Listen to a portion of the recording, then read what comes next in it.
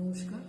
আজ আমাদের গুরুদেবের 164তম জন্মদিন উপলক্ষে আমরা নিজেদের মতো করে একটু গান করার চেষ্টা করছি রবীন্দ্রনাথের প্রতি শ্রদ্ধা নিবেদন করে।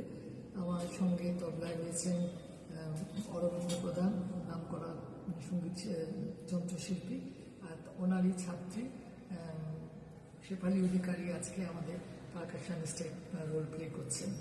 আমি যে গানটি গাইছি, এই যে তোমার প্রেম হৃদয় হরণ।